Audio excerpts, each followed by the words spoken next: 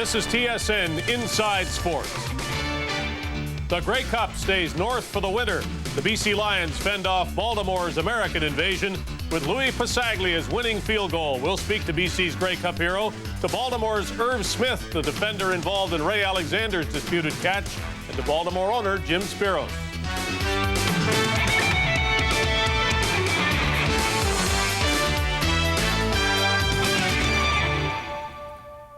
Welcome to TSN Inside Sports. I'm Dave Hodge. The 82nd Grey Cup made a name for itself the minute Baltimore qualified to play in it. No matter what happened after that, it was assured a place in CFL history. But it proved to be much more than a precedent-setting event. It was a football game that was never dull, though seldom pretty. It was suspenseful and loud. Its hero was a hometown kicker who has scored more points than any pro football player in any league, and he scored another one for the Canadian-born player yesterday.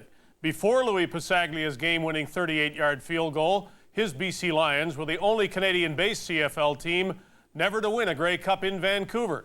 And oh yes, there was a crucial call that went BC's way that sent Baltimore home in a bitter mood.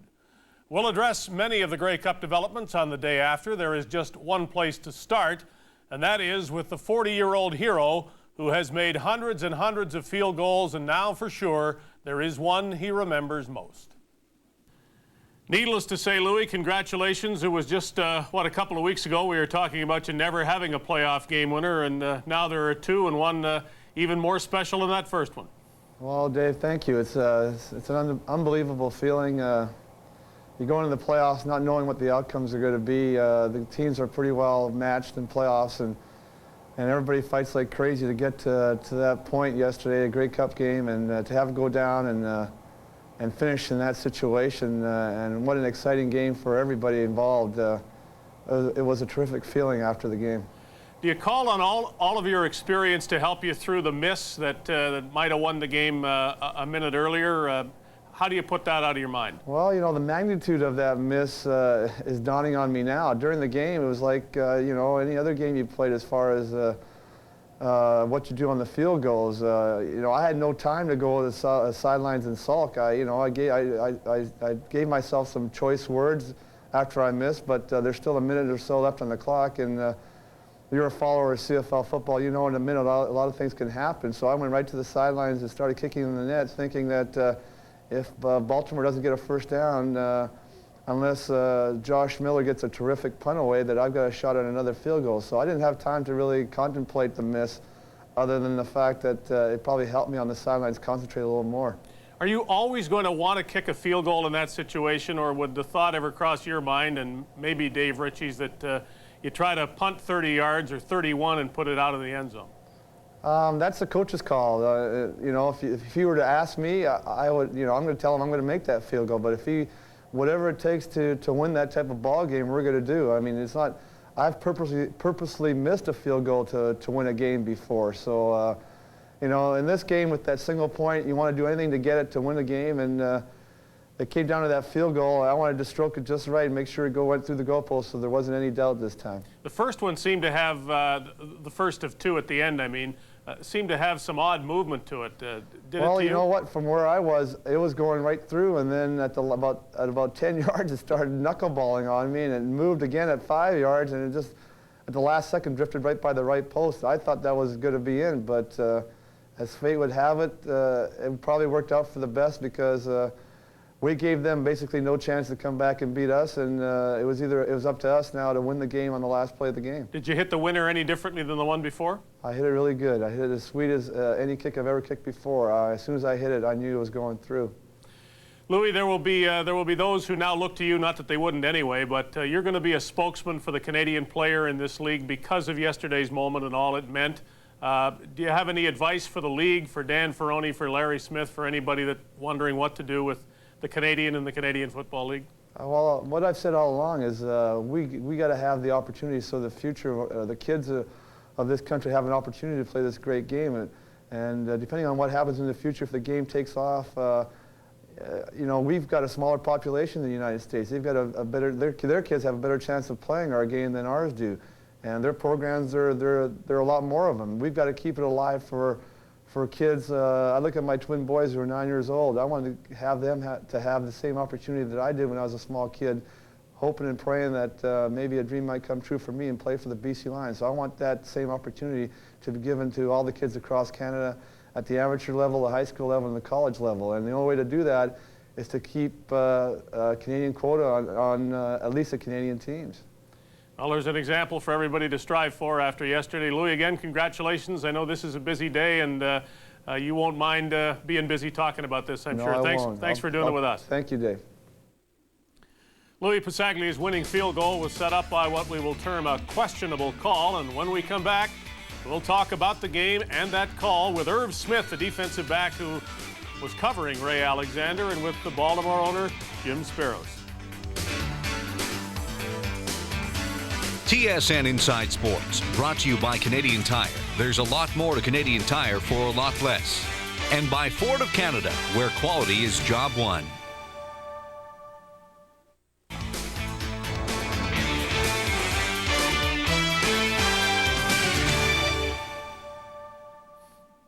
In any game decided by 3 points on the final play, there is room for the losing side to wonder how the result could have been different. Baltimore didn't need much room beyond a controversial call that awarded BC's Ray Alexander a 34-yard catch that allowed Louis Passaglia to try his potential game-winning field goal, and that in turn created bad field position for Baltimore and subsequently good field position for BC in the field goal that did win the game for the Lions. The Alexander call was still the topic of conversation when Baltimore players gathered today. 2nd and 7. McManus now in trouble. Now he finds Alexander open. Can't hang on. No, they're ruling he's got the catch. And the ball came loose when he came down. A 34-yard strike. They're ruling that the ball came loose when he hit the turf.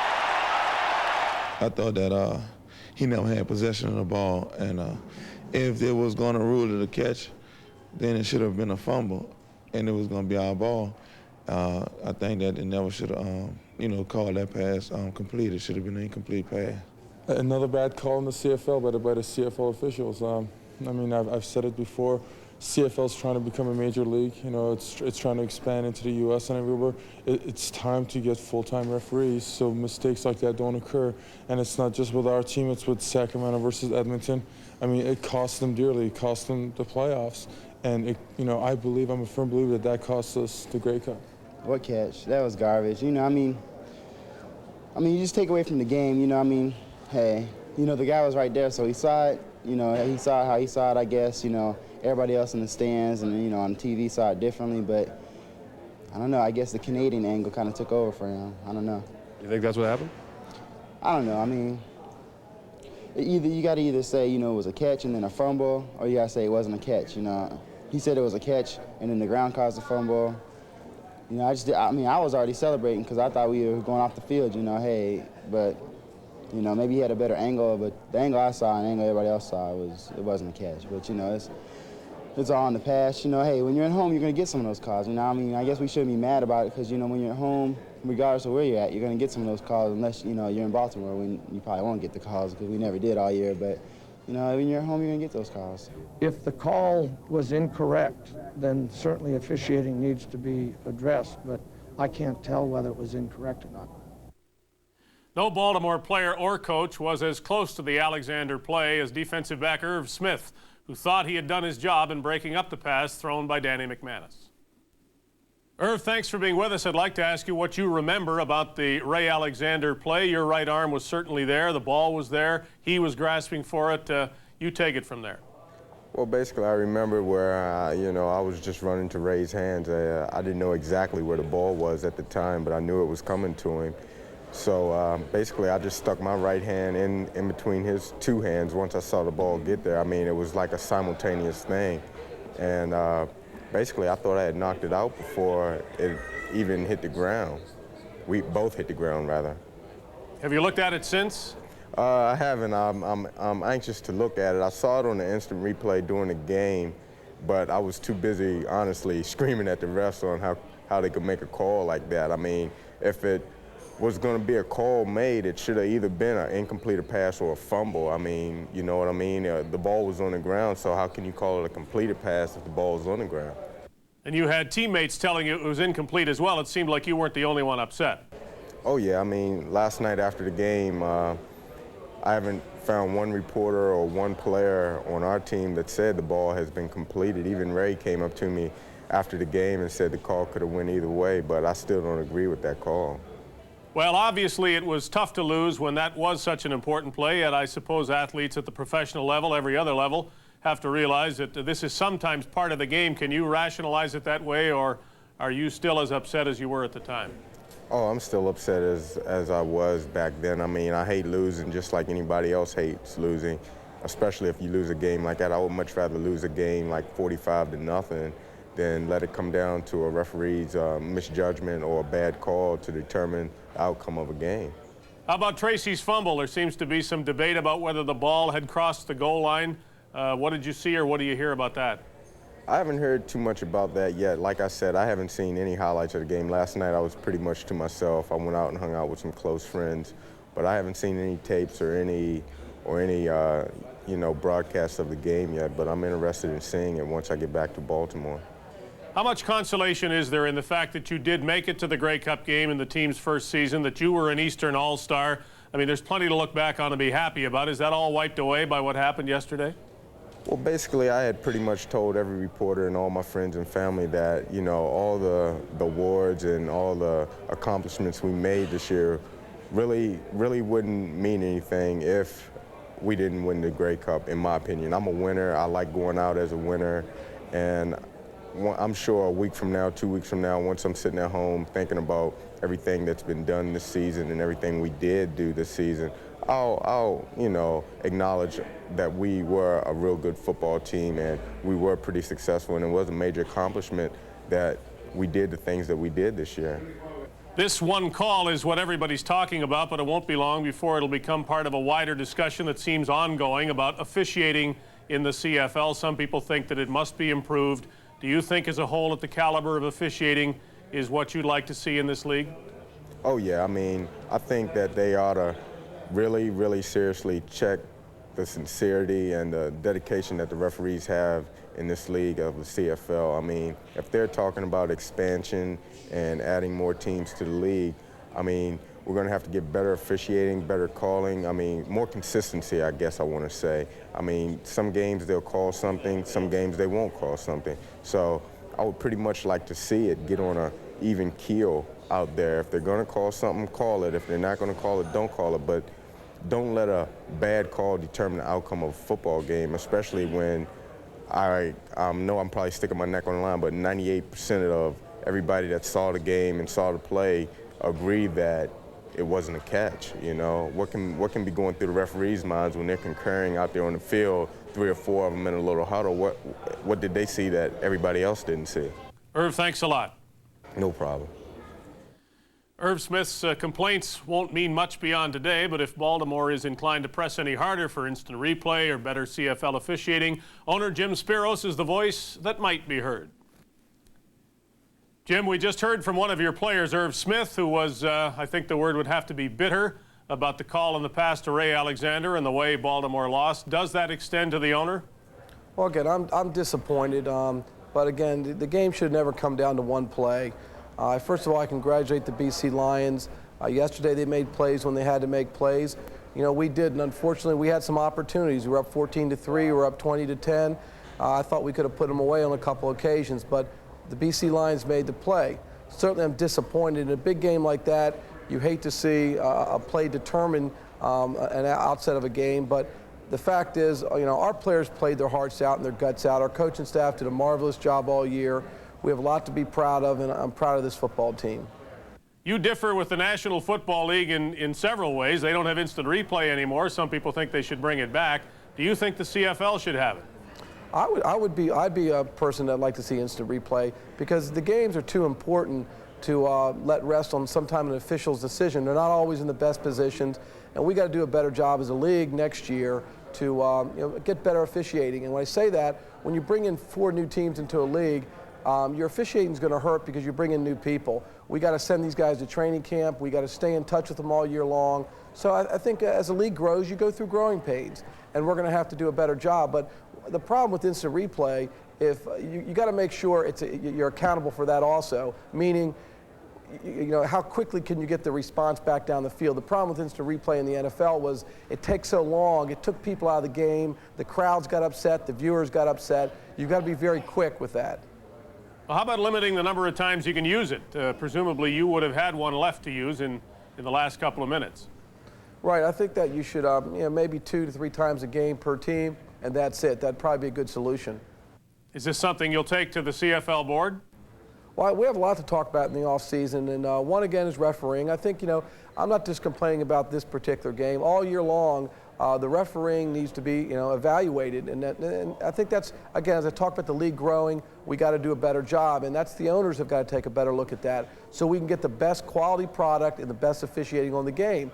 But I think yesterday's game took the league to another level. I congratulate the BC Lions. They had a heck of a season, and they are the champions this year.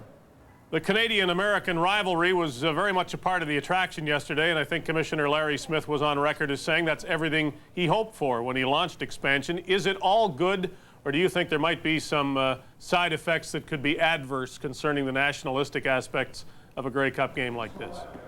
Well, again, I think that what we're building here could be, we have truly an international football league. We got something very unique, and I think that the people in the United States now have responded. The people in Canada are responding. We've got a great football league here that can only get better. It's kind of like the Olympics. So I think we're building something that's very favorable. It's good to get people's emotions and get them, you know, they're proud of their countries.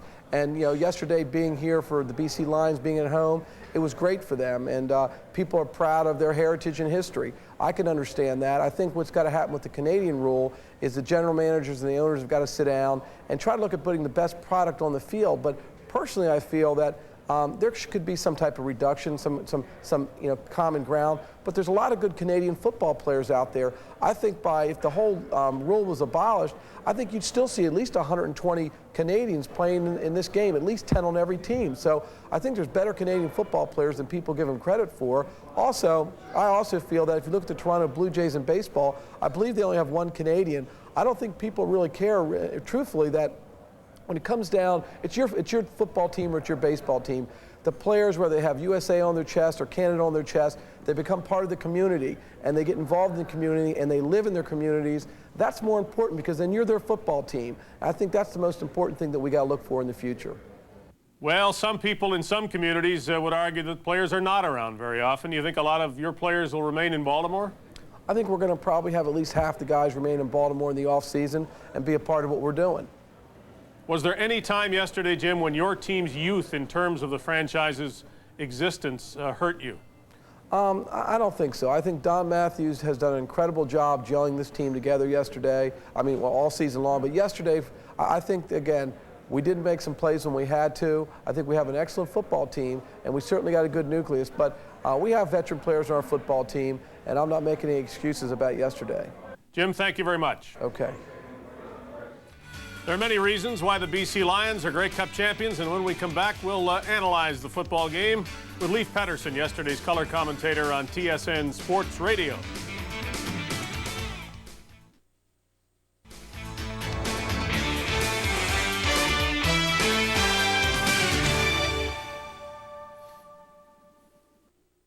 Leif Pettersen analyzed the game from a radio booth, TSN Sports Radio in this case, and he's with us now to add to the Monday morning quarterbacking or officiating, if you wish.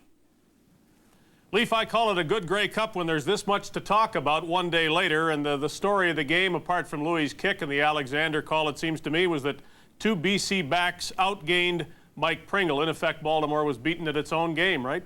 Well, I think that's really a good storyline from that game, Dave. I think anybody that watched Sean Millington play yesterday would have great difficulty differentiating between his nationality, whether he be American or Canadian. He played a heck of a game. He had 85 yards on the ground, mostly in the second half, and I think you saw a man who's 6'3" and around 235 pounds that has tremendously quick feet. He was absolutely impressive. Corey Philpott had over 100 yards rushing. So the BC Lions did everything they wanted to. They stopped Baltimore's running game, and they had one of their own. And those offensive linemen who were opening the holes for Philpott and for Millington also did a heck of a job, except for once, protecting Kent Austin and Danny McManus.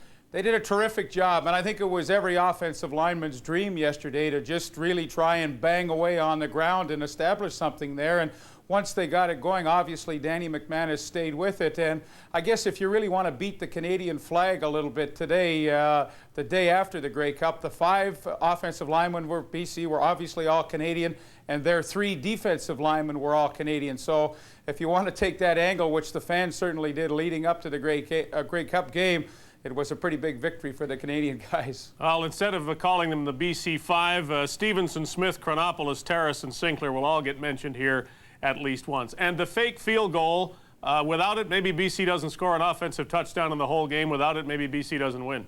Well, you look at every football game, and there's maybe 3 or 4 plays that decide the outcome of the game. And I think certainly the fake field goal, in my estimation, was the turning point in the game. And I think you have to give Jody Allen credit. He's the BC Lions special teams coach. What they did is they picked on Baltimore linebacker Matt Goodwin. Now, Matt Goodwin, Rookie of the Year, was a guy who blocked a lot of kicks, actually had 3 kicks blocked for touchdowns this year. So he was the perfect guy to go after because, you know, he wanted to make a big play in a Grey Cup game and maybe block that field goal. So they went to his side, and it was easy as pie for Darren Flutie to go around the corner. And I think Dave Ritchie sent a message to everybody that his team was going to go out and try and grab it, not play conservative. And I think that's one of the reasons why they were successful.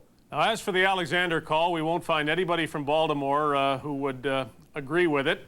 But maybe an old receiver such as yourself would be sympathetic with Ray. I mean, did he have it or didn't he? Well, I'll be honest. I didn't think he had possession when he hit the ground, and that wasn't by advantage of seeing replays at the game and then after that night. But I didn't think that he had possession as he went towards the ground. But in fairness to the officials, it's a huge game. It's a split-second decision, and he seemed to think that Alexander had possession. It was an awful call for Baltimore. It was a direct result in their losing the Grey Cup. There's no question field position then became such a factor in BC's favor. But as a former receiver, I don't think he made the catch. Well, even those who don't like instant replay and are glad it's gone from the NFL would be willing to admit that if it took an instant replay call to make sure of a result in the Super Bowl or an NFL playoff game, well, maybe that's when it is useful. That's when it's necessary. Forget how much you like it or not. Do you think the CFL should use it just to make sure that something like this can't happen again? Dave, obviously, I like to see nobody have something happen to them like Baltimore had happen on that situation. You want to see the game played as fairly as possible, but quite frankly, it would slow the game down to a crawl. The games are slow enough as it is with meetings and everything by the officials that they take throughout the course of a game, and I would be totally not in favor of having instant replays, even if it was just for a Grey Cup game. And how about underlining the whole discussion by saying BC deserved to win one way or the other because they were the better team, forget one call or another? Yeah, I don't think there's any question. The BC Lions dictated the football game. I mean, the old saying that it's won in the trenches. Well, they won the game in the trenches. You look at a guy like Doug Pettersen, a rookie Canadian who was playing on the most valuable offensive lineman in the league, Shar Pordanish. He ate Pordanish's lunch in that game. Pordanish was whipped in the 4th quarter, and here's Pettersen that gave him all he could handle. The BC offensive line clearly dominated on their side of the ball. So, yes, it was. I mean, it was 26-23. It was close in score, but I think in the second half, I mean, the BC Lions beat them 16-6 in the second half, showed domination, and obviously that's what you have to do to win a game of that magnitude. On to next season, Leaf. Thanks a lot. All right, Dave. Thank you. I'll be back with the last word after this. TSN Inside Sports, brought to you by Canadian Tire. There's a lot more to Canadian Tire for a lot less. And by Ford of Canada, where quality is job one.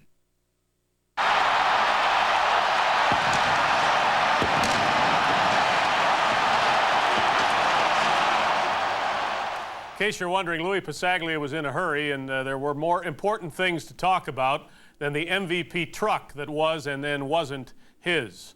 I'm guessing that every auto dealer in BC's Lower Mainland will be offering Louis the keys to something with 4 wheels in an effort to pick up where the post-game fiasco left off. He will not suffer for transportation. As for the MVP mess that also affected Sean Millington, maybe it's time to wonder about the worth of individual awards in a team game. Awards that, if they are so important, should never be decided in a helter-skelter fashion before the end of a game. Awards that shouldn't be so important, if you ask me. That is the last word for tonight. Your words on the Grey Cup or any other sports topic are welcome as usual. You can send them to us to Suite 100, 2225 Shepherd Avenue East in Willowdale, Ontario. The toll-free fax line is up and running at 1-800-563-0845. I'm Dave Hodge. Thank you for watching our Grey Cup coverage one day later on TSN Inside Sports.